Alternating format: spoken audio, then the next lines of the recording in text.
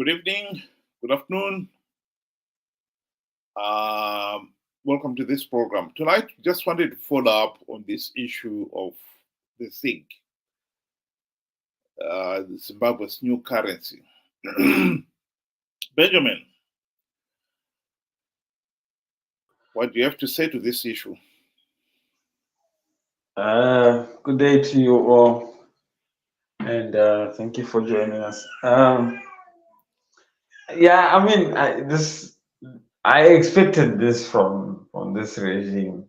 I think I've also said this a lot of times to say these guys, they have absolutely no brains, but so much of muscle. They are willing to do whatever it takes to get their way, and they will go to the extent of even killing if they have to. So I think now what is happening, with their crackdown on people, whoever is found transacting, you know, in the black market, whether you are a buyer or whether you're a seller or whether you are in the vicinity of whatever transaction is happening, you will not be spared. This just goes to show the level of how low and how shallow they will go to get their way. Well, so far I understand that about 64 of these money changers have been arrested, and very few people seem to know what has happened to them. But I think for the record here, we need to clarify that point. What is this crime called the money changer? Is it a real crime or an imaginary one? The truth of the matter is, this is an imaginary crime. You and me, if you were in Zimbabwe today, you are allowed to trade legally on anything, goods and services, and be paid legally in the ZiG, the local currency, or a number of the multiple foreign currencies. They are all legal tender in Zimbabwe. So in this particular case, if you have got the ZiG in your pocket or the US dollar in your pocket, and I say to you, oh, I'm selling these goods, you can pay me in either currency, it's up to you to decide. There are some goods like fuel that government itself has said, and government itself duty have said can only be paid in US dollars. So if you do not have US dollar, you go to the bank and say, I want to buy US dollar. But common sense will tell you that the bank will sell you the US dollar at the official exchange rate. And more often than not, they will tell you that they do not have the US dollar. If you are a high-ranking official, you can get it at the official exchange rate. But the ordinary person, you cannot. That is the truth. So where are you expected to get your US dollar to buy fuel or pay duty? And some shops are known that they will tell you if you do not have US dollar, you cannot buy whatever it is. So you have no choice but to look for US dollar on the black market. Or you can go to your uncle or your cousin and say to him, oh, do you have any US dollar? And I'll give you the ZiG. There is nothing illegal about that. What we are seeing here, Benjamin, is a situation where the government is moving the goalpost. They've now suddenly decided that anyone who is exchanging money is committing a crime. Strictly speaking, everybody in Zimbabwe is a criminal, is a money changer. Because if you have got the US dollar and rand and the ZiG in your pocket, you are a criminal, according to this argument. You know, like you're mentioning that everybody is a money changer. Okay, let's forget about fuel being priced in US dollars. I know the majority of Zimbabweans do not have cars, but things like tuition, children's tuition from primary school right up to secondary, high school, university, everything is priced in US dollar. And that's a common denominator. Everybody's got children, right? Every family's got, or every household has got some kind of, child that is in any of these, mentioned levels of education, and they are priced in US dollars. And not everybody has got relatives out in the diaspora that can send money. There's just a few that have actually people that are sending the money from outside the country. How then do you expect those people to get those, get a hold of foreign currency like the US dollar? How, if government is actually going to be pricing those tuition in foreign currency, which, I mean, they just motivated everybody to go into the market, because the bank is rightfully, like you said, if you could walk into the bank, I'm pretty sure if you could walk into the bank, everybody would want to go and change their money in the bank. One, because it's cheaper. Secondly, it's safer. Right? And once you do your transaction, you may not even need to come out with the US dollar anyway, because you're just walking in there and paying your what? Your child's tuition. But the fact that there is nothing, right? The bank cannot offer you those US dollars with a genuine reason that this is tuition, because you got the receipts. You see?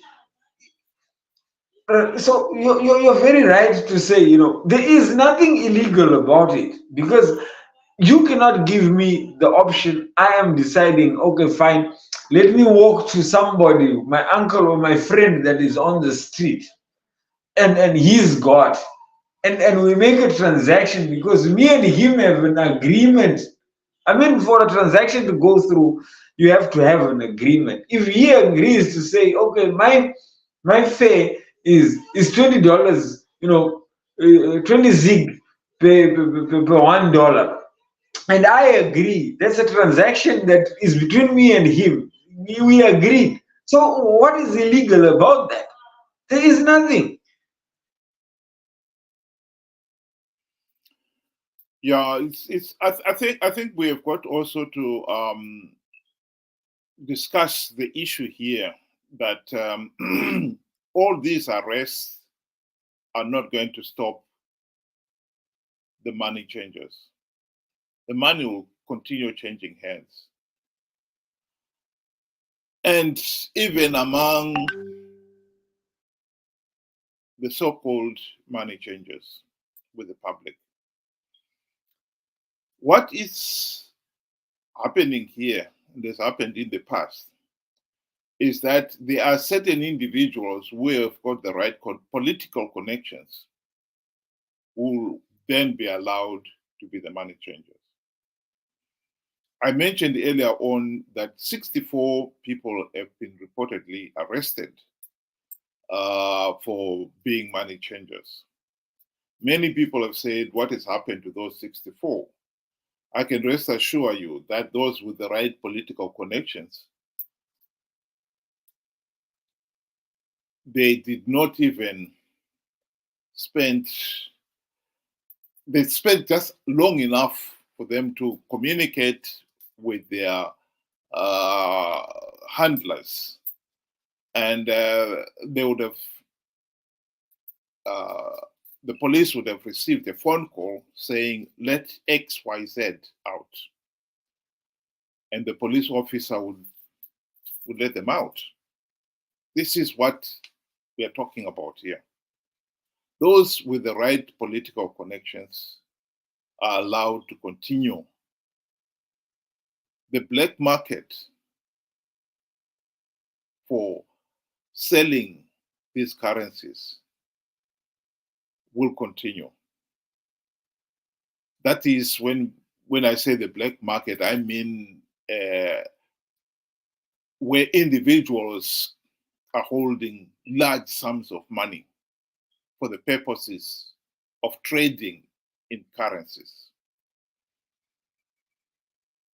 And those people will get their foreign currency and local currency to buy and sell the currencies from their handlers. It is common knowledge that when the exchange rates of a currency, say the US dollar, at the official rate is different from the black market rate. Like I said, the banks and other institutions will be forced to sell their currency at the official rate. And the ordinary person would never be able to buy foreign currency from the bank at that official rate. For them, if you want foreign currency, you have to buy it on the black market. But if you are one of the ruling elite, you can go and buy the foreign currency at the official rate. And what do you do with the foreign currency you bought at the official rate? You give it to your street runners, these money changers. They then sell it on the street in the black market at the black market rate. And you only have to do that a few times. And you make an incredible profit. This is what it's all about.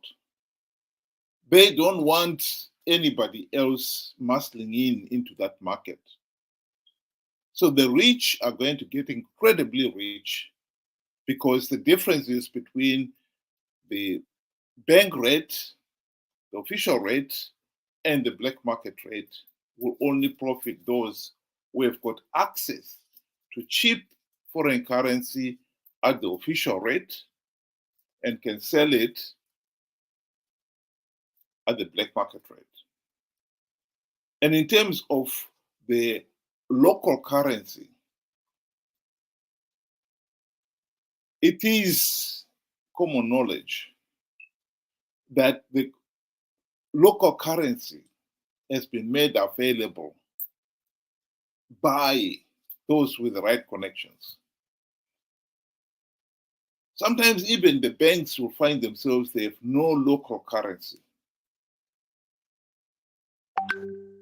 It is part and parcel of the regimes trying to control the amount of money in circulation to control inflation. And yet the printed money will continue, the printing of money will continue, and they will supply those with the right connections with the money. They are the ones who then buy up the foreign currency for whatever purpose. This racket is going to benefit those with the political muscle, the economic muscle, at the expense of the ordinary citizen. That is the number one message that I would like to reiterate today. I would stake my last dollar to say, come on the 30th of April at 6 o'clock in the morning or at 5 o'clock in the morning, if you were to go into town and walk around the streets wanting to change money, you will find out a lot of brand new ZiG notes on the street. People will be already dealing and exchanging money. To actually ask yourself, how come the money has got, yes, the money is supposed to start officially being handled today, but surely the bank opens after 8 o'clock. What time did they get this money? And because none of them work at the reserve bank or at the bank. This is where you actually get to see that this trade is actually bigger than the individual on the street. It is being financed, or it is being backed up by the bankers and the top chefs within government. They are the actual handlers, and like you said. So this business is actually bigger than what we really think it is. And I actually personally think that the black market is not fueled by individuals. Black market is actually fueled by government. The corrupt, chefs that are inside there with the right political, connections. The ones, like you said, that once even arrests of their individuals are made, it's just a phone call away. It's only unfortunate for those that are not, that are not handled by the right connections, that will be still stuck within there, the part and parcel of the 64 that are languishing in remand prison. But the ones with the right connections, well, they came out swiftly and unscathed, and they're back on the streets right now. The police actually know wherever they are that this one here is don't waste your time. We're not going to get anything out of it. There's a chef that is handling him or her. So this thing here they're not letting us know the whole truth. It's just a small picture that we have, but they are bigger players. It's just the same way where in gold they are bigger players. We thought gold is the Makorkozas. No. Gold is the big people that we saw on Al Jazeera. Those are the big players. Same with money, with the money changes. There are big players within there as well. So this year, I personally think the black market race is just, a cover up for the big, corrupt activities that are actually happening behind the scenes. So it's going to be a few. The next couple of weeks are going to be interesting to see how this whole will open out. But I think we are in for a showdown with this ZiG at some point. Well, my closing remarks will be that no amount of this police brutality on the money changers is going to stop the ZiG losing its value. The political chaos in Zimbabwe is not going to end by printing this new currency. And now that we can see it's losing its value, the chaos will only get worse. And if the regime is as reckless as in 2008, 2007, 2008, we'll be seeing the ZiG start accumulating more and more zeros. And if the system remains a multi-currency system, the economy will probably continue ticking on. but the ZiG would be neglected to the point where people would refuse to be paid in ZiG, although it is legal tender. And in this particular case, the government itself has set the trend. It has clearly said that, for instance, government duty would be paid in American dollars. And yet, when it comes to paying its own civil servants, teachers, nurses, and so forth, they may find themselves being forced to accept the ZiG. And anyone there with any brain will quickly learn that if you get your pay today, if you can withdraw all of it today, the best option for you would be to go to the money changers, sell all your ZiG, use it up to buy a more stable currency, American dollar, the rand, or whatever. That will retain its value for the rest of the month. Because if you don't, the ZiG will lose its value by the day. So that by the end of the week, if it was originally equivalent to $100 US, you may find it is now down to $50. That is the reality. So I think we are looking at, I agree with you, we are in for a rough ride. And I believe that Zimbabwe's political situation will never change until we have democratic reforms and have an accountable government. That is my final word tonight. Thank you very much, Benjamin, and thank you very much to the listeners, and good night. Thank you. Good night to you all.